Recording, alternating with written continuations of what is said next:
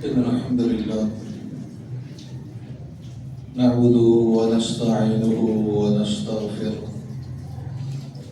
ونعوذ بالله من شرور أنفسنا ومن سيئات أعمالنا من يهده الله فلا مضل له ومن يضلله فلا هادي له وأشهد أن لا إله إلا الله وحده لا شريك له وأشهد أن محمدا عبده ورسوله أما بعد فإن خير الحديث كتاب الله وخير الهدي هدي محمد صلى الله عليه وسلم وشر الأمور محدثاتها وكل محدثة بدعة وكل بدعة ضلالة وكل ضلالة في النار. أما بعد فأعوذ بالله السميع العليم من الشيطان الرجيم. بسم الله الرحمن الرحيم. يا أيها الذين آمنوا لا تقدموا بين يدي الله ورسوله واتقوا الله إن الله سميع عليم. وقال الله تبارك وتعالى كلا وعد الله الحسنى. اللهم صل على محمد وعلى آل محمد كما صليت على إبراهيم وعلى آل إبراهيم إنك حميد مجيد. اللهم بارك على محمد وعلى آل محمد كما باركت على إبراهيم وعلى آل إبراهيم إنك حميد مجيد. صحابی رسول حذیفہ بن یمان رضی اللہ تعالی عنہ سے خطاب ہے. درس حدیث کے دوران فرماتے ہیں ایک نوجوان کو کہا بات کو سمجھانے کے لیے کہ 2 پتھر اٹھا کے لاؤ اور ایک پتھر کو اوپر دوسرا پتھر رکھو. جب ایسا کیا گیا تو اس نوجوان سے فرمانے لگے اب جھک کر دیکھو ان دونوں پتھروں کے درمیان روشنی کتنی ہے. اس نوجوان نے جھک کر دیکھا تو کہا کہ پتھروں کے نیچے دونوں پتھروں کے درمیان ہلکی سی روشنی ہے، بالکل تھوڑی، باقی سارا اندھیرا. فرمایا میں نے رسول اللہ صلی اللہ علیہ وسلم سے سنا تھا کہ میری امت میں ایسا وقت آئے گا جب حق پہ اتنے ہی لوگ رہ جائیں گے جتنا تو نے اندھیرے کی علاوہ روشنی دیکھی. باقی سارا اندھیرا، گمراہی ہوگی، گمراہی پھیلتی چلی جائے گی. حق پہ عمل کرنے والے، حق کہنے والے بہت قلیل رہتے ہیں. فرماتے ہیں کہ میں نے زبان نبوت سے سنا اس وقت میں یہ ہوگا کہ بدعات کو نبی صلی اللہ علیہ وسلم کی سنت سمجھا جائے گا، بدعات کو سنت کا درجہ دے دیا جائے گا. اگر کوئی چھوڑے گا تو لوگ شور کریں گے کہ اس نے سنت کو چھوڑ دیا.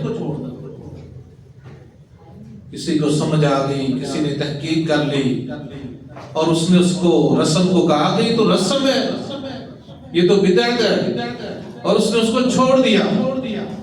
فرمایا اس وقت کے لوگ اس آدمی کے پیچھے پڑ جائیں گے کہ یہ بے دین ہو گیا ہے، اس نے دین کو چھوڑ دیا ہے، اس نے اس طریقے کو چھوڑ دیا ہے، نیا طریقہ اختیار کر لیا. آج یہ بات ہمارے اندر نظر آتی ہے اس معاشرے میں کہ حق کا پتہ ہی نہیں ہے، اور باطل کو لوگ دین سمجھ کے، نہ حق کو دین سمجھ کے اس کی دعوت دیے جا رہے ہیں۔ آج رجب کے مہینے کے حوالے سے 23 رجب ہے، 22 کو امیر معاویہ رضی اللہ تعالی عنہ کی وفات ہے۔ اس صحابی کے بارے میں جو غلط فہمیاں اس وقت معاشرے پہ، سوشل میڈیا پہ پھیلائی جا رہی ہیں اور پھیلی ہوئی ہیں، ان کے حوالے سے جو حق ہے وہ پہنچانے کی کوشش کروں گا۔ صحابہ سارے جنتی ہیں، اللہ نے کہا کلم وعد اللہ الحسنى، سب کے سب صحابی جو اللہ نے ان سے وعدہ کر لیا ہے بھلائی کا، جنت کا۔ اب اس کل سے امیر معاویہ کو کیسے نکالیں؟ اگر لوگ کہیں کہ امیر معاویہ حق پہ نہیں تھے، جنتی نہیں تھے، اہل بیت کے ساتھ تعلقات اچھے نہیں تھے، تو اللہ نے قرآن میں جو کلن کا لفظ بولا ہے اور اس سے امیر معاویہ کی تشخیص نہیں کی کہ سوائے اس کے، تو آپ کیسے نکالیں امیر معاویہ کو؟ لوگوں کو کیسے خوش کر دیں ہاں ہاں آپ ٹھیک ہے؟ قرآن نہیں نکالتا، وہ کہتا کلم وعد اللہ الحسنى، اللہ نے سب سے حسنہ کا وعدہ کر لیا ہے۔ اب مفسرین نے، محدثین نے، تفسیر نگاروں نے، جو اس تابعین نے جو اس کی الحسنہ کی تعریف کی ہے، تشریح کی ہے، جو اس سے مراد لیا وہ جنت ہے، کہ اللہ نے تمام صحابہ سے جنت کا وعدہ دیا۔ اس وقت تاریخ نے جو ظلم کیا ہے، امیر معاویہ رضی اللہ تعالی عنہ صحابہ میں مظلوم صحابی ہیں، مظلوم صحابی ہیں، لوگ ان کو گالیاں دیتے ہیں، لوگ ان کو برا بھلا کہتے ہیں، ان کے بارے میں کہا جاتا ہے، سوشل میڈیا کے اوپر بیٹھ کے، ٹی وی چینلز پہ بیٹھ کے کہا جاتا ہے کہ ان کی شان میں کوئی حدیث نہیں، ان کی شان میں کہتے ہیں کوئی حدیث نہیں ہے، وہ کاتب وحی نہیں ہے۔ یہ بھی کہا جاتا ہے کہ انہوں نے بحری بیڑا اسلام کا جو پہلا بنا وہ انہوں نے نہیں بنایا۔ یہ بھی کہا جاتا ہے کہ رسول اللہ صلی اللہ علیہ وسلم نے جو فرمایا تھا اول جیش، میری امت کا پہلا وہ جیش، وہ لشکر جو بحری بیڑے پہ جا کے جہاد کرے گا، سمندر میں جہاد کرے گا، وہ پورا کا پورا لشکر ہے، واجبت علیکم، ان کے اوپر واجب ہو چکی ہے، جنت ان کے اوپر واجب ہو چکی ہے۔ رسول اللہ نے فرمایا، لوگ کہتے ہیں وہ بحری بیڑا بھی کسی اور نے بنایا اور اس کا کمانڈر بھی کوئی اور تھا، لیکن نام نہیں بتا۔ بغض کیا ہے؟ اللہ اکبر، یہ بھی میں بتاتا ہوں۔ کاتب وحی نہیں مانتے کہ تو منشی تھا۔ ایک بات میں وضاحت کرتا جاؤں، آپ سے لوگ پوچھیں یہ صحابی مظلوم صحابی ہے، اس کی وکالت کرنا ضروری ہے، میں اسپیشل موقع پہ نہیں کر رہا، بلکہ ان کی یوم وفات ہے، وہی ہے، ہر صحابی کی ہم تعریف کرتے ہیں، ان کے مقام، ان کے مناقب بیان کرتے ہیں، ان کی پیدائش کا دن آ جائے یا ان کی وفات کا دن آ جائے، ان کا تذکرہ کرتے ہیں، اور صحابہ سے محبت ہمارے ایمان کا حصہ ہے۔ اللہ اکبر، منشی ہے، کاتب وحی نہیں ہے۔ منشی مانتے ہیں، کاتب وحی نہیں مانتے، کہ اللہ کے نبی نے تو ان کو جب خطوط لکھواتے تھے نا، وہ خط لکھنے کے لیے منشی رکھا ہوا تھا۔ خط کے اندر کیا لکھا تھا؟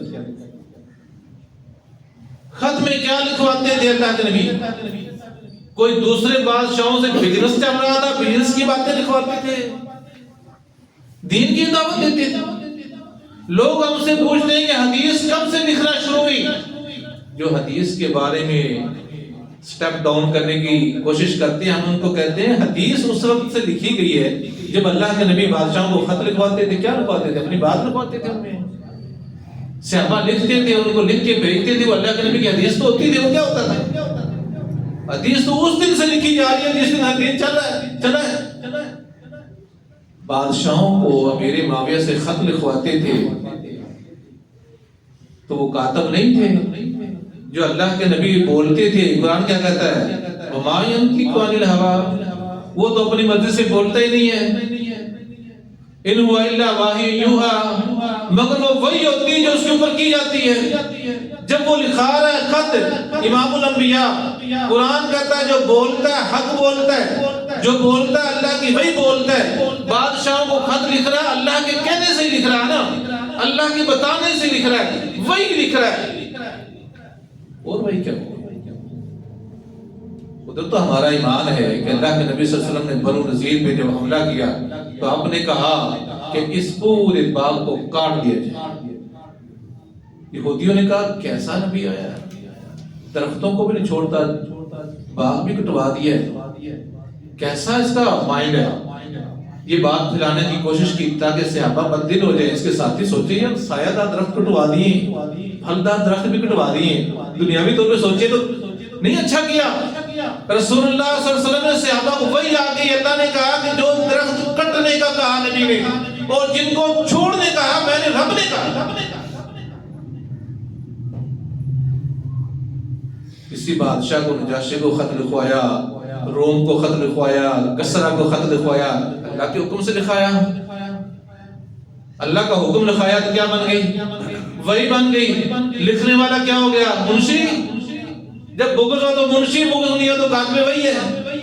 اللہ اکبر. یہ بھی مان لے چلو وہ کاتب نہیں وہی نہیں تھا, منشی تو تھا, سامنے تو بیٹھتا تھا اللہ کے نبی کی. اللہ کے نبی بولتے تو وہ لکھتا تو تھا. اللہ اکبر. اب بندہ بغض میں نہ آئے تو وہ سمجھتا ہے کہ نبی تو جو بولتا تھا وہ وہی بولتا تھا, لکھنے والا جو لکھتا تھا وہ کیا لکھتا. اللہ اکبر کبیرہ. دعویٰ کیا جاتا ہے کہ ایک بھی حدیث نہیں ملتی ان کی شان میں. میں کہتا ہوں کچھ صحابہ ایسے ہیں ان کے ہمیں ناموں کا بھی نہیں پتا. کچھ صحابہ, کس کو 1.25 لاکھ صحابہ کا نام کا پتا ہے؟ 80,000 صحابہ ہوں, 1 لاکھ صحابہ ہوں. مختلف روایات میں 80,000 کم سے کم 80,000 صحابہ کے نام آتے ہیں. ہمیں تو نہیں آتے.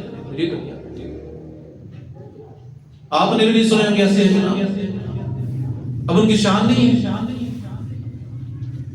اللہ کے نبی نے فرمایا جس نے ایمان کی حالت میں میرے چہرے کو دیکھ لیا جنت اس کے پروازے کو. یہ شان میں آگے, عمومی شان میں تو آگے. کہتے ہیں مخصوص کوئی نہیں.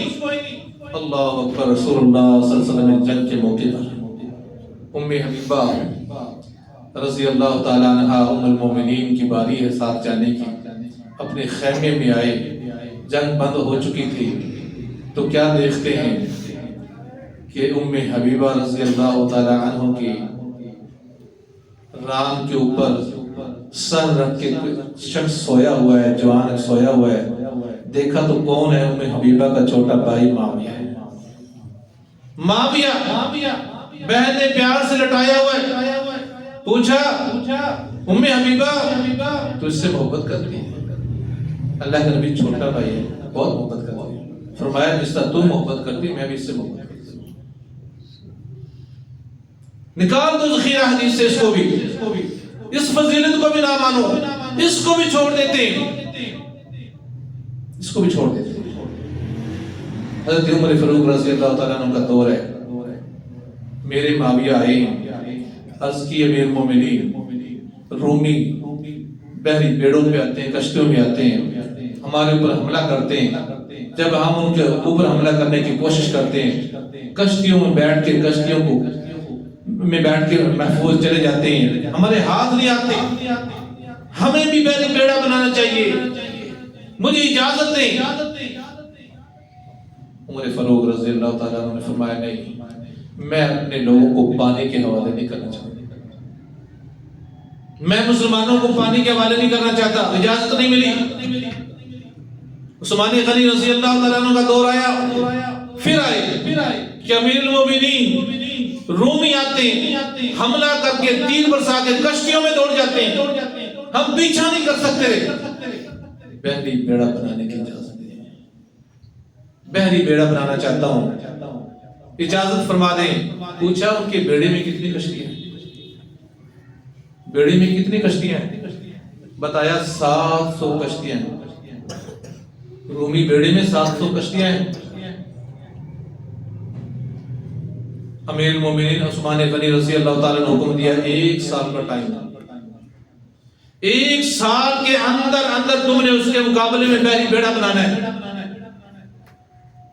1 سال میں بنانا ہے، درخت بھی کاٹنے ہیں، پٹے بھی بننے ہیں، کاریگر بھی لے کے آنے ہیں، بیڑا بھی بننا ہے، کشتیاں بھی بننی۔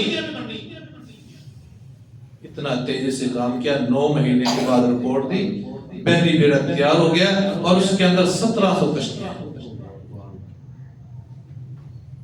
1700 کشتیاں۔ اب رومیوں کے اوپر بحری یلغار کی اللہ کے نبی کی حدیث صادق ہونے آئی کہ میری امت کا پہلا گروہ جو کشتیوں میں بیٹھ کے پانی کی لہروں میں تیر کے حملہ کرے گا، اللہ نے اس کے اوپر جنت واجب کر دی۔ امیر معاویہ خود کمانڈ کرتے ہوئے اس لشکر کو لے کے چلے، کمانڈر خود تھے۔ ہم کہتے ہیں کہ وہ نئی کمانڈر ہے تو اس کا نام بتا دو، اگر وہ اس جنگ میں نہیں گئی تو اس وقت وہاں گورنر کون تھا؟ عمار بن یاسر رضی اللہ تعالیٰ عنہ جو شہید ہوئے جی، یہ بس سوال بات نہیں یہ ذکر کریں تو بڑا زیادہ خیر کر دیں جی کوئی نہیں بولے گا یہ میں آر سٹیپ بائی سٹیپ میں آتا ہوں، تمام اعتراضات کا میں جواب دوں۔ یہ فضیلت بھی نہ مانے،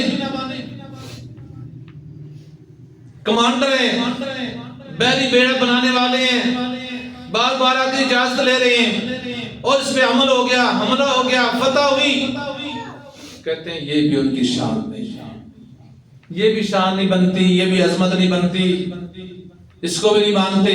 وجہ کیا ہے؟ نہ ماننے کی وجہ کیا ہے کہ حضرت علی رضی اللہ تعالیٰ عنہ سے ان کی لڑائی ہوئی تھی، اس لیے نہیں مانتے۔ دلیل دی جاتی کہ 2 بندے لڑتے ہیں، ایک حق پہ ہوتا ہے، ایک بات پہ ہوتا ہے۔ عام آدمی سے سوال کیا تھے، چلو جی دیکھ 2 بندے لڑ پڑے، ایک جھوٹا ہوگا ایک سچا ہوگا، اب کس کو جھوٹا کہیں گے کس کو سچا کہیں گے؟ ادھر حضرت علی ہے،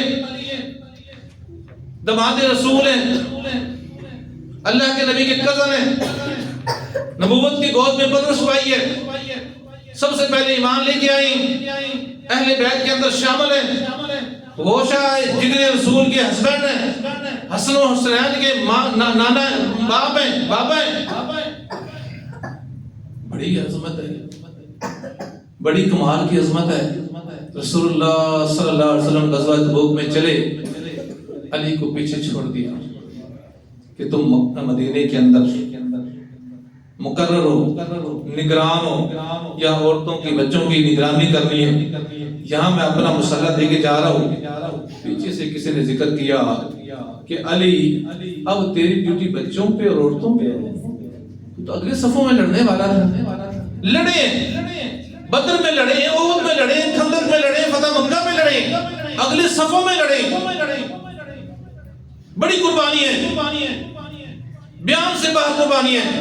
اتنی بات سنی، غیرت ایمانی نے گوارا نہیں کیا بچوں میں رہنے والا، گھوڑے پہ سوار ہوئے لشکر سے جا ملے، اللہ کے نبی کہا علی میں چھوڑ کے آیا تھا تجھے، تو پھر پیچھے آ گیا۔ اللہ کے نبی لوگوں نے ایسی بات کی، میرے کانوں میں بات پہنچی، فرمایا تیرا اور میرا معاملہ جو ہے وہ ایسے ہی ہے جیسے موسیٰ کا ہارون کے ساتھ، تیرا میرے ساتھ ایسا ہی معاملہ ہے، وہ تعلق ہے جو موسیٰ علیہ السلام کا ہارون علیہ السلام کے ساتھ تھا، لیکن ہارون نبی تھا، میرے بعد نبی نہیں ہے، میرے بعد نبی نہیں ہے۔ اللہ اکبر، اس بات کو ذہن میں رکھیے گا کہ اللہ کے نبی نے کہا کہ تیرا میرے ساتھ وہی معاملہ ہے، وہی تعلق ہے جو موسیٰ علیہ السلام کا ہارون سے تھا، لیکن میرے بعد نبی نہیں ہے۔ 2 لڑنے والے 2 میں سے ایک حق پہ ہوتا ہے، ایک باطل پہ ہوتا ہے، یہ فلسفہ ٹھیک نہیں ہے۔ میں قرآن سے دلیل دیتا ہوں، قرآن سے دلیل دے۔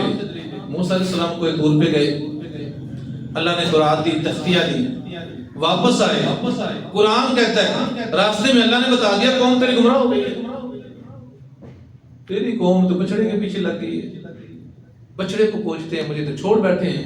موسیٰ علیہ السلام واحد نبی تھا، بڑا غصہ کہ 40 سال کی محنت پہ پانی پھر گیا پیچھے 40 راتوں میں۔ آئے تختیاں پھینک دی، قوم کو جب دیکھا کہ بچڑے کو پوج رہے ہیں، وہ تختیاں ہاتھ سے گر گئی، غصے سے پھینک دی۔ اب کیا کیا؟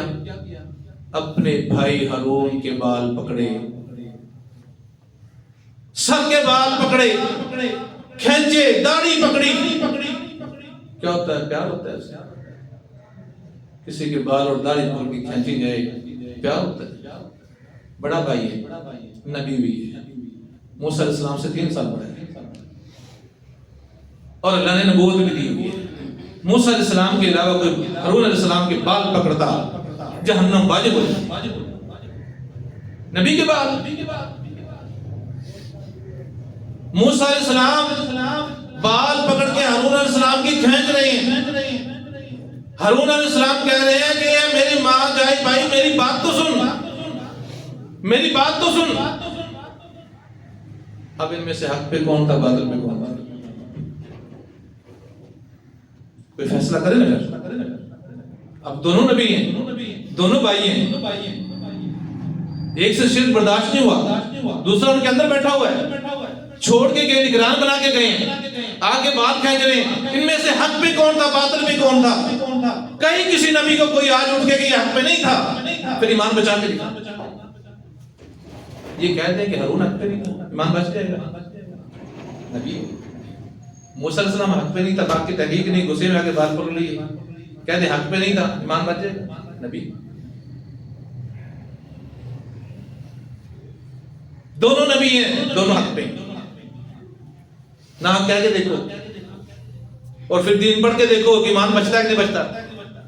کسی نبی کے بارے میں یہ خیال کرو کہ وہ اس وقت حق پہ نہیں تھا، ایمان نہیں بچتا۔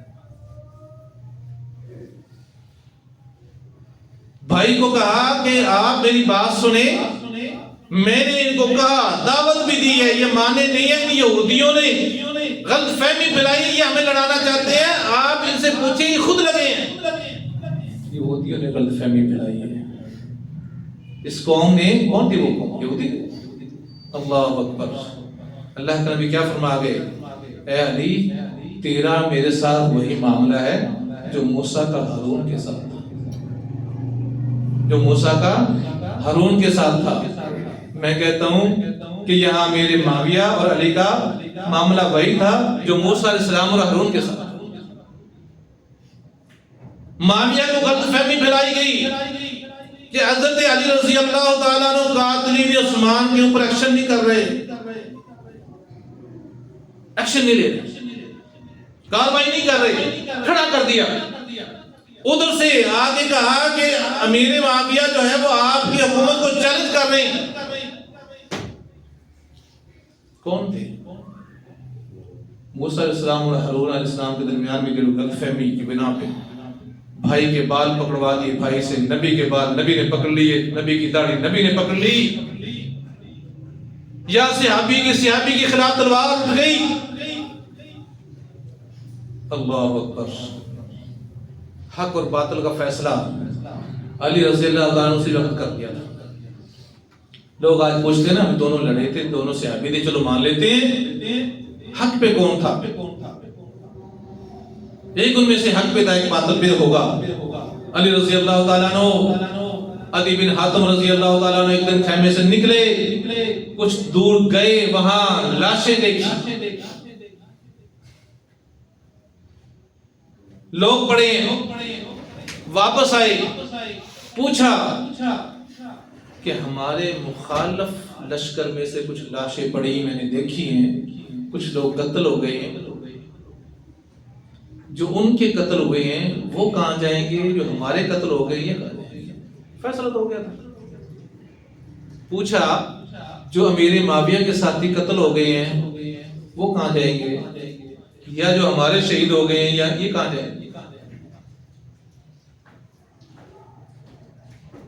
علی رضی اللہ تعالیٰ عنہ نے کیا فرمایا؟ اٹھاؤ ابن ابی شیبہ، قتلنا وقتلہم فی الجنہ، جو ہمارے قتل ہوئے وہ بھی جنت میں ہیں، جو ان کے قتل ہوئے وہ بھی جنت میں ہیں۔ کس کا فیصلہ مانو گے؟ آج ایک تاریخ پڑھ کے، حدیثوں کو چھوڑ کے، صرف ایک تاریخ مورخ کے لکھنے پہ ایک صحابی کے ایمان کے اوپر حملہ کر دینا، جن کی تاریخ بیان کر رہے ہو، جن کو حق پہ بھی سمجھتے ہو کہ یہ حق پہ ہیں، وہ کیا فرما رہے ہیں؟ علی رضی اللہ تعالیٰ عنہ حق پہ ہیں، کیا فرما رہے ہیں؟ قتلنا وقتلہم فی الجنہ، ہمارے جو قتل ہو گئے وہ بھی جنت میں، ان کے جو قتل ہو گئے وہ بھی جنت میں۔ پتہ تھا الفہمی، لشکر کے اندر لوگ ایسے ہیں، خوارج ہیں، بیٹھنے نہیں دیتے، امن ہونے نہیں دیتے، صلح نہیں ہوئی۔ وہ جو دونوں لڑے، موسیٰ اور ہارون کی تو علیہ السلام کی صلح ہو گئی، علی اور معاویہ رضی اللہ تعالی عنہم کی صلح ہو گئی، لوگوں کی نہیں ہوئی۔ انہوں نے ایک دوسرے کو ہو سکتا معاف کر دیا ہو اور معاف کر دیا، لوگوں نے معاف نہیں کیا، صلح ہو گئی، معاہدہ لکھا گیا، ایک علاقے میں اس کی حکومت ہو گئی، ایک علاقے میں دوسرے کی حکومت ہو گئی، لڑائی ان کی بند ہو گئی، کیا ہوا؟ صلح ہوئی نا۔ جس کی صلح ہو گئی، جن کی صلح ہو گئی، اس لڑائی کو بیان کر کے کسی کے ایمان کو چھیڑنے کی کوشش کرنا چنتا ہے، سے اپنا ایمان دیتے ہیں، اسلام اپنے آپ کو جہنمی قرار دیتے ہیں۔ حضرت علی کی شہادت ہو گئی، امام حسن رضی اللہ تعالیٰ عنہ آگے، نواسہ رسول آ گیا، شہزادہ رسول آ گیا، جنتی لوگوں کا شہزادہ آ گیا۔ دیکھا خلافت کے مسند پہ بیٹھ کے، اپنے لشکر کے اندر بھی دیکھا کیسے لوگ ہیں، لوگ کیا کرانا چاہتے ہیں۔ اب میرے والد صاحب چلے گئے ہیں دنیا سے، مجھے کس بات پہ اکسا رہے ہیں، مجھے کس بات پہ آ کے ڈیلی مشورے موٹیویشن دے رہی ہیں۔ سوچا یہ پھر وہی معاملہ کرائیں گے، پیغام بھیجا، شہزادہ جنت نے پیغام بھیج دیا، امیر معاویہ پہ میں صلح کرنا چاہتا ہوں، میں صلح چاہتا ہوں۔ امیر معاویہ نے وائٹ پیپر، خالی کاغذ سائن کر کے بھیج دیا، جو شرطیں ہیں وہ مجھے منظور ہیں، جو تم لکھ دو گے وہ مجھے منظور ہے۔ جن شرائط پہ بھی صلح کرنا چاہتے ہیں مجھے منظور ہے۔ اب کوئی جھگڑا رہ گیا؟ ایک نے پیغام بھیجا جنت کے شہزادے نے، اب میں کیا صحابی ہوں، کیا لفظ بولوں ان کے بارے میں جو لفظ بولتے ہیں؟ کسی غیر مسلم حکومت کو بھیج دے گا جنت کا شہزادہ صلح کے لیے؟ ایک مومن ایک غیر مسلم کی طرف بھیج دے گا میں صلح چاہتا ہوں، میں تیرے ہاتھ پہ بیعت کر لیتا ہوں۔ جس کو مانتے، جس کی گارنٹی مانتے ہو، حسن کو تو جنتی مانتے ہو نا، جنت کا شہزادہ مانتے ہو نا، اللہ کے نبی کا بیٹا نواسہ مانتے ہو نا، علی کا لشکر جگر مانتے ہو نا، فاطمہ الزہرا کا سینے کا دودھ پینے والا مانتے ہو نا، انہوں نے صلح کا پیغام بھیجا، تمہیں تکلیف کیا ہوئی؟ سامنے سے جواب آیا، جو شرطیں آپ رکھنا چاہتے ہیں مجھے منظور ہیں۔ طے ہو گئی، صلح ہو گئی، بیعت ہو گئی۔ آل رسول نے امیر معاویہ کے پیچھے نماز پڑھ لی۔ لوگ صحابی بھی نہیں مانتے، لوگ مومن بھی نہیں مانتے، منافق بھی نہیں مانتے، اس سے بھی پیچھے لے جاتے ہیں، اس سے بھی آگے لے جاتے ہیں۔ میں پوچھتا ہوں حضرت حسن نے پھر کس کے پیچھے نماز پڑھی؟ ایک منافق کے پیچھے پڑھی، ایک غیر مسلم کے پیچھے پڑھی، ایک باغی کے پیچھے پڑھی، کس کے پیچھے نماز پڑھی؟ شیر خدا کا بیٹا ہے، بزدل ہے، نہیں کہہ کے دیکھو بزدل، پھر ایمان بچا لینا۔ سمجھ نہیں آئی تھی، کہہ کے دیکھو ایمان بچا لینا. پیچھے بشارت ہے. بشارت کب دی؟ جب وہ چلنا سیکھتا تھا، جب وہ مسجد میں آیا تھا، قمیض لمبی تھی، گر گیا تھا، اللہ کے نبی نے ممبر سے اٹھ کے اس کو اٹھا لیا تھا، اپنے پاس بٹھایا تھا، نماز اپنے پاس بٹھا کے پڑھی تھی، اور پھر فرمایا تھا جمعے کے بعد یہ میرا وہ بیٹا ہے، یہ میرا وہ بیٹا ہے. مسلمانوں کے دو گروہ ہو جائیں گے، دونوں طرف سے تلواریں اٹھنے کو تیار ہوں گی، یہ میرا بیٹا ایک کر دے گا، صلح کر دے گا. صحابہ کہتے ہوتے تھے کہ حسن جو ہے یہ بچپن میں فوت نہیں ہوگا. وہ تو حدیثوں سے بڑی باتیں مراد لیتے تھے. حسن بچپن میں فوت نہیں ہوگا، بچہ تو صلح پڑھے. اتنے بڑے بڑے صحابہ زندہ ہیں، یہ بچپن میں فوت ہو گیا تو صلح کب کرائے گا؟ یہ جوان ہوگا، یہ بڑا ہوگا، یہ لمبی عمر پائے گا، بچپن میں فوت نہیں ہوگا. پھر کوئی وقت آئے گا. تو نبی بول رہے ہیں، یہ اللہ کا قرآن بول رہے ہیں، یہ اللہ کی وحی مخفی جو ہے حدیث بول رہے ہیں، یہ وحی بول رہے ہیں. نبی صلی اللہ علیہ وسلم کیا بول رہے ہیں؟ وحی بول رہے ہیں، اللہ کا حکم بتا رہے ہیں. یہ جھوٹا نہیں ہو سکتا. حضرت حسن صلح کرائے گا. وہ بھی پھر صلح ہو گئی. کس کے درمیان؟ حدیث کیا کہتی ہے؟ مسلمانوں کے دو گروہوں کے درمیان صلح کرائے گا. مسلمانوں کے دو گروہوں کے درمیان صلح کرائے گا. حدیث کہتی ہے دونوں گروہ مسلمانوں کے ہوں گے. اللہ اکبر. اب ایک اور حدیث کی طرف آتے ہیں جس کی طرف رانا صاحب نے مجھے اشارہ دیا ہے کہ عمار بن یاسر کو شہید کر دیا گیا. اللہ کے نبی نے فرمایا عمار تجھے ایسا گروہ شہید کرے گا، تو اس کو جنت کی طرف بلائے گا، وہ تجھے جہنم کی طرف بلائے گا، اور وہ باقی گروہ ہوگا. اس میں بھی رگڑا حضرت امیر معاویہ کو لگایا جاتا ہے. مظلوم صحابی نے، میں نے کہا سب صحابہ میں سب سے مظلوم کوئی صحابی ہے تو امیر معاویہ، جو حق پہ بھی سمجھتے ہیں، بے گناہ بھی سمجھتے ہیں نا، کوئی قصور بھی نہیں سمجھتے، جنتی بھی سمجھتے ہیں، صحابی بھی سمجھتے ہیں. وہ بھی ڈر ڈر کے وکالت کر رہے ہوتے ہیں، وہ بھی ڈر ڈر کے وکالت کر رہے، فائٹ ڈر ڈر کے پیش کر رہے ہوتے ہیں. مظلوم صحابی ہے نا، کوئی سپورٹ نہیں کرتا. اللہ اکبر. صحابی اگر اس حدیث کو فٹ کر دیں جس طرح لوگ کرتے ہیں، امیر معاویہ پہ فرضی طور پہ ایک دفعہ میں کر دیتا ہوں، جس طرح لوگ مراد لیتے ہیں کہ یہ مخالف گروہ جو عمار بن یاسر کو شہید کرنے والا امیر معاویہ کا گروہ تھا، وہ جہنم کی طرف بلا رہا تھا، عمار اس کو جنت کی طرف بلا رہا تھا. صحابی رسول امیر معاویہ جہنم کی طرف بلا رہے تھے، عمار جنت کی طرف بلا رہے تھے. اللہ اکبر. رسول اللہ صلی اللہ علیہ وسلم کا منشی، جتنا مانتے اتنا ہی بولوں گا بھائی، کاتبے بھائی تو نہیں مانتے نا، منشی مانتے ہیں، منشی بول لیتا ہوں.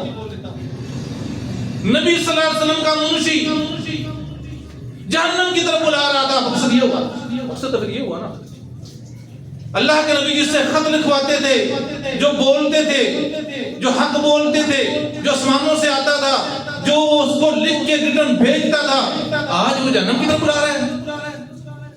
ایسی تربیت کی اللہ کے نبی نے، ڈائریکٹ شاگرد اللہ کے نبی کے،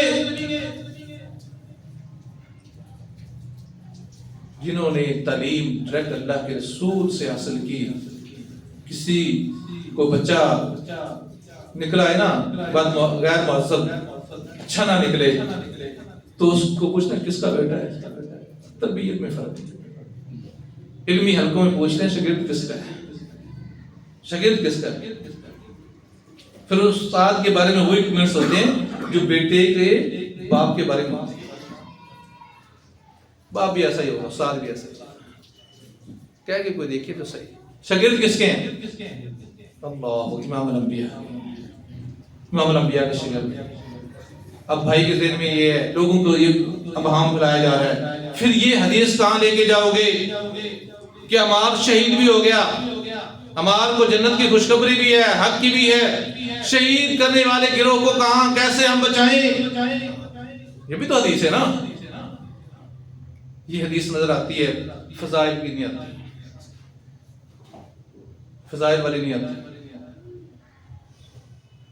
میں اگلی بات ساتھ ہی اس جیسی ایک اور حدیث پیش کر کے پھر قابل جائزہ کرتا ہوں.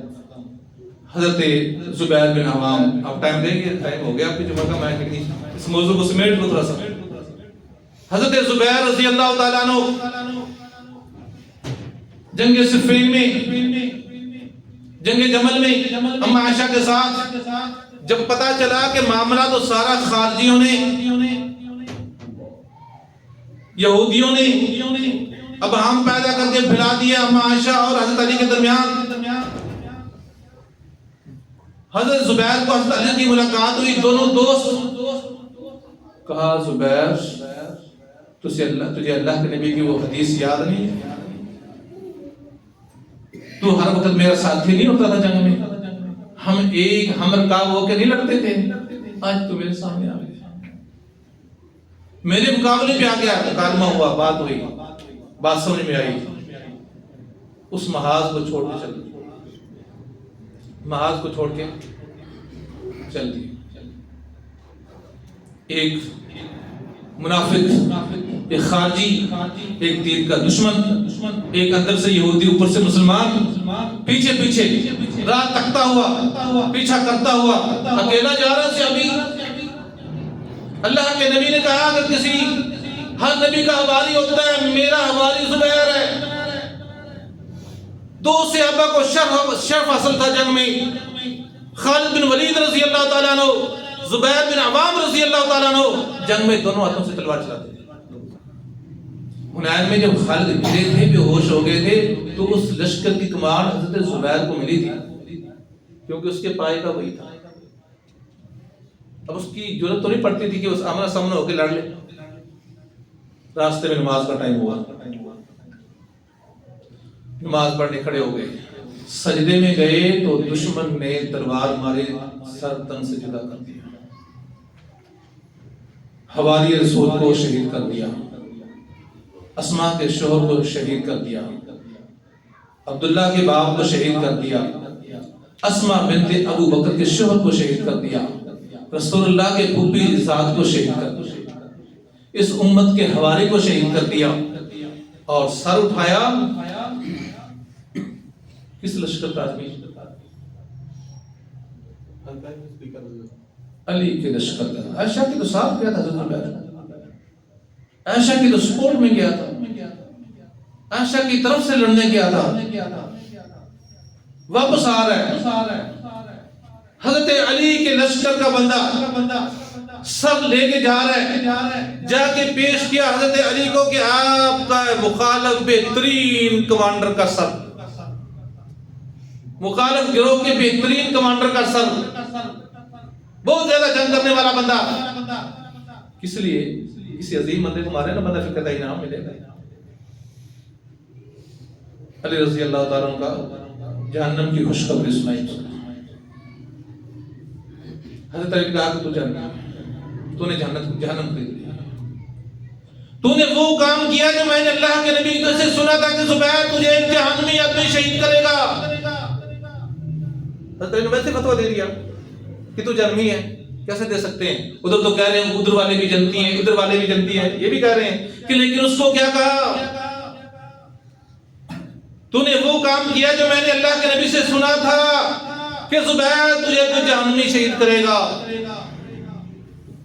ابھی کس گروہ کا ہے؟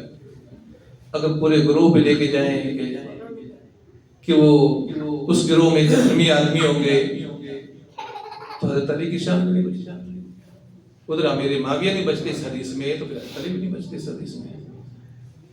لیکن ہم تمام صحابوں کے جوتیوں کی خاک سے بھی اپنے آپ کو بدتر سمجھتے ہیں، ان کی جوتیوں کی خاک کو بھی اپنے سر پہ رکھتے ہیں۔ امیر معاویہ، علی رضی اللہ تعالیٰ عنہ، حسن و حسین، دونوں گروہوں میں منافق تھے۔ میں بتاتا ہوں کہ وہ باغی گروہ کون تھا۔ دونوں گروہوں کے اندر منافقین تھے۔ جب حضرت علی رضی اللہ تعالیٰ عنہ نے امیر معاویہ کی طرف سے شرط آئی تھی کہ آپ قادرین عثمان کو ہمارے حوالے کر دیں یا ان سے بدلہ لے لیں، میں آپ کی بیعت کر لیتا ہوں، میں آپ کی بیعت کر کے آپ کو امیر المومنین تسلیم کر لیتا ہوں، خلیفہ مان لیتا ہوں، میری ایک ہی شرط ہے۔ جو قاصد خط لے کے آئے تھے، 3 لوگ تھے کہ علی رضی اللہ تعالیٰ نے یا تو تمہارے حوالے کر دے ان کو، قادرین عثمان کو، یا ان کو قتل کر دے تمہارے سامنے، ہم ان کی بیعت کر لیں۔ حضرت علی نے کہا کہ قاتلین عثمان جو میرے لشکر میں کھڑے ہو جاؤ. کتنے ہزار لوگ کھڑے ہوئے تھے پتا؟ ہزاروں لوگ. ایک جگہ میں نے پڑھا 3000 اور یہ 10,000 تک جاتی ہے لوگ کھڑے ہوئے. ہم قاتلین عثمان. کس کس کو قتل کرو گے؟ کون تھے یہ لوگ؟ کس کے گروہ میں تھے؟ حضرت عثمان کو قتل کرنے کا دعویٰ کرتے کہ ہم قاتلین عثمان ہیں. حضرت علی نے آنے والوں کو کہا کہ اب میں ان میں سے کیسے تلاش کروں؟ یہ ہزاروں لوگ تو قاتل نہیں ہیں، لیکن وہ اون کریں ہم قاتل میں کرو قتل. کیا ہوگا؟ 1000 لوگ پھر میری لشکر سے میں نکالوں گا، میں ان سے جنگ کروں گا، آدھا لشکر پھر ادھر ہو جائے گا.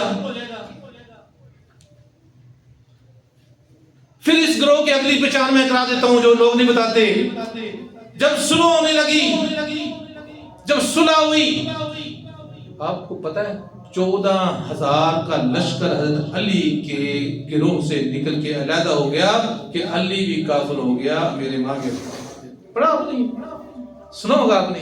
یہ کیوں سنایا جاتا ہے؟ اس 14,000 نے کیا کہا کہ دونوں ہی مرتد ہو گئے، دونوں ہی واجب القتل ہو گئے. یہ تھا وہ گروہ، یہ لوگ تھے. جان بین انہوں نے تقسیم کی ہوئی تھی، تو نے اس کو اکسانا ہے، میں نے اس کو اکسانا ہے. اسلام کی سرحدیں پھیلتی جا رہی ہیں، رکتی ہی نہیں ہیں. عیسائیت ختم ہو جائے گی، یہودیت ختم ہو جائے گی، دنیا میں مسلمانوں کے علاوہ رہے گا نہیں. یوں ہی چلتا رہا اسلام. بڑی سازش کی گئی مسلمانوں کے خلاف، اندر صفوں کے اندر داخل ہو گئے. سمجھنے کی ضرورت ہے. پھر آپ نے یہ بھی پڑھا ہوگا یا سنا ہوگا وہ جو 14,000 کا لشکر ادھر جا کے بیٹھ گیا تھا، ان سے بات کرنے کے لیے رسول اللہ صلی اللہ علیہ وسلم کے شاگرد عبداللہ ابن عباس اور بھائی بھی ہیں. حضرت علی نے ان کا انتخاب کیا کہ عبداللہ ابن عباس، اے میرے تیجے بھائی، جاؤ ان سے مکالمہ کرو، ان کو سمجھاؤ، ان کو سمجھاؤ. ہمارے بھائی ہیں بہک گئے ہیں، ہمارے بھائی ہیں بہک گئے ہیں. حضرت عبداللہ گئے ہیں، کہنے لگے میں بات کرنے آیا ہوں، چند سوالوں کا سوال پوچھنے آیا ہوں، اگر تمہارے سوال پاس ان کا جواب مل گیا میں تمہارے لشکر میں شامل ہو جاؤں. انہوں نے کہا بہترین موقع ہے، علی کا بھائی علی کے مقابلے میں آ جائے گا، ابن عباس آ جائے گا، ایک ہتھیار مل جائے گا، ایک شخصیت مل جائے گی، اس کے فالوور ہوں گے، اور لشکر بڑھ جائے گا. لیکن یہ مفسر قرآن تھے، یہ مفسر قرآن تھے، چھوٹی ہستی نہیں تھی.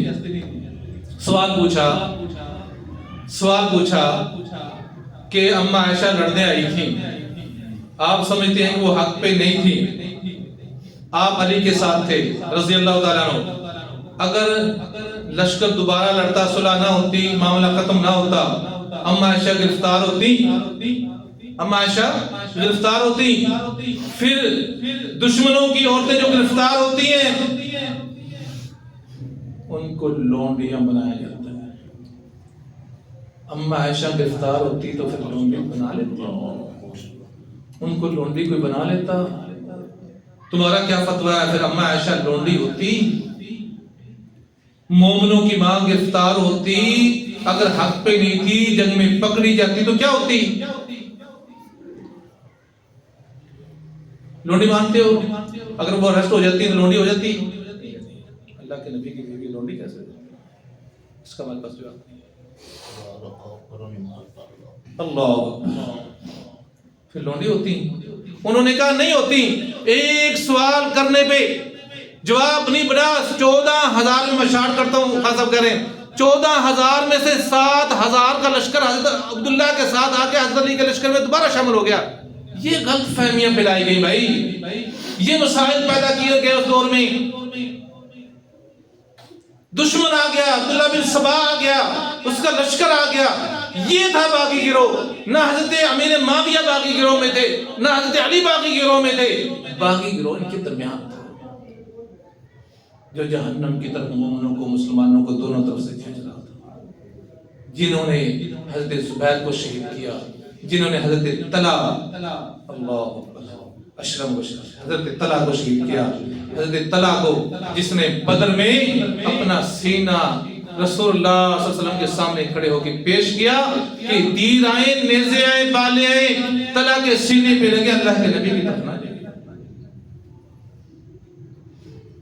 صحابی کے بارے میں بات کرتے ہوئے سوچنا چاہیے، اتنا ہی سوچنا ہے وہ صحابی ہے، بس اس کو سلام ہے۔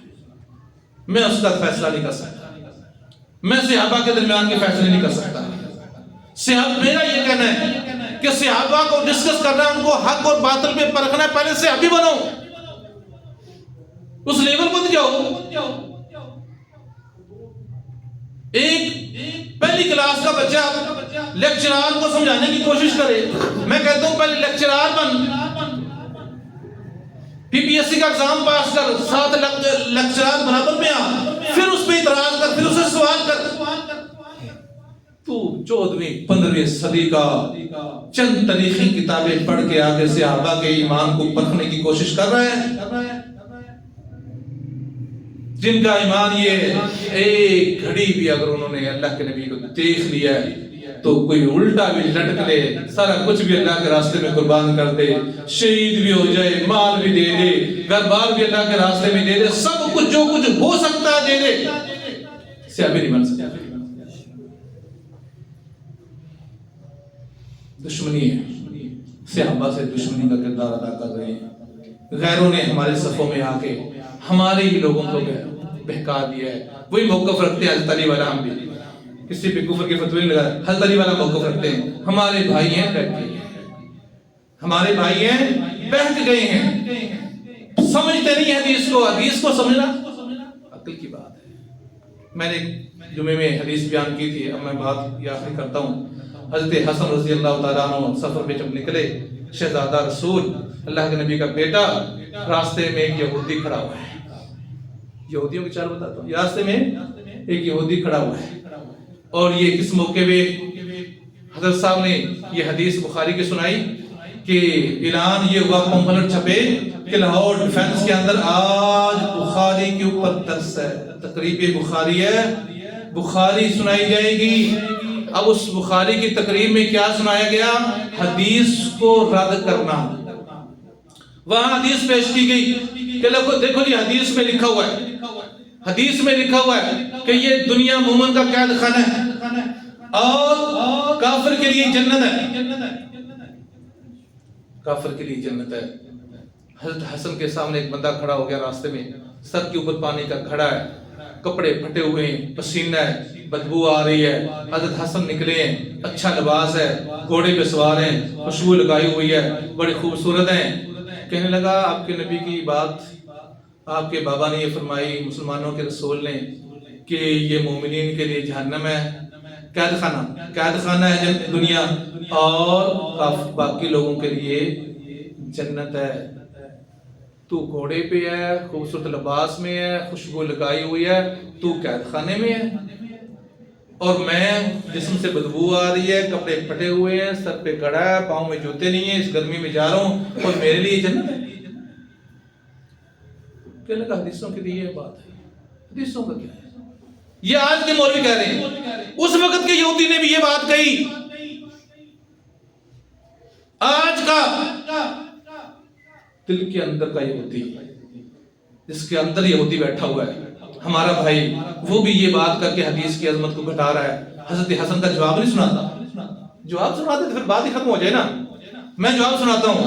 حضرت حسن نے کہا ہاں یہ حدیث ہے، یہ سچی بات ہے، یہ میرے بابا نے فرمائی ہے، یہ میرے نبی نے کہا ہے، یہ اللہ کے رسول کا فرمان ہے کہ یہ جنت کافروں کے لیے دنیا، مومنین کے لیے قید خانہ ہے۔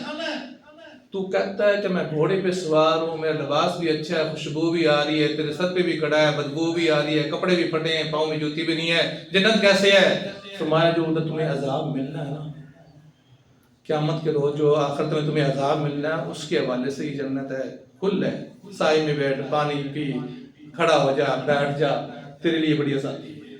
ادھر صرف جلنے کے علاوہ بات نہیں ہوگی، تیرے لیے تو بہترین جنت ہی ہے، اور جو اللہ نے مجھے دینا ہے نا وہاں آخرت میں قید خانہ ہی ہے، جو وہاں دینا نہ پریشانی ہے، نہ پسینہ ہے، نہ وہاں پیشاب کرنے کی حاجت ہے، نہ وہاں کمانے کی ضرورت ہے، نہ وہاں حلال حرام کا مسائل، نہ کاروبار کرنے کی ضرورت، نہ دل میں کسی کی کینہ آئے گا، نہ کوئی چگلی کرے گا، نہ کوئی حسد کرے گا. وہاں جنت ہوگی، جنت کے محل ہوں گے، جنت کے میوے ہوں گے، دودھ شہد کے نہریں ہوں گی. اس سے حساب سے میں قید خانے میں ہوں. کچھ سمجھنے والا تو یہ تو نبی کا شہزادہ تھا نا، اس نے سمجھا دیا. آج کا مولوی اس حدیث کو اگر سوشل میڈیا پہ لے کے بیٹھ گیا تو کہا انہوں نے یہ حدیث تو نہیں آتی. ٹائم کافی رہ گیا، موضوع بڑا لمبا ہے. اللہ سے دعا ہے اللہ تمام صحابہ کا احترام کرنے کی توفیق. جزاکم اللہ خیر.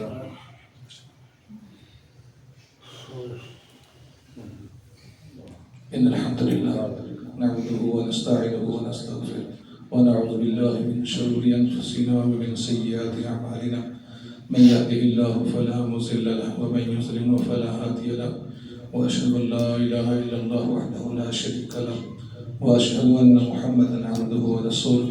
أما بعد فإن خير الحديث كتاب الله وخير الهدي هدي محمد صلى الله عليه وسلم وشر الأمور محدثاتها وكل محدثة بدعة وكل بدعة ضلالة وكل ضلالة في النار. أما بعد فأعوذ بالله السميع العليم من الشيطان الرجيم. بسم الله الرحمن الرحيم. يا أيها الذين آمنوا اتقوا الله حق تقاته ولا تموتن إلا وأنتم مسلمون. يا أيها الذين آمنوا اتقوا الله وقولوا قولا سديدا يصلح لكم أعمالكم ويغفر لكم ذنوبكم ومن يطع الله ورسوله فقد فاز فوزا عظيما. سبحان ربك رب العزة عما يصفون وسلام على المرسلين والحمد لله. سارا دن جا کرے امیر مال یار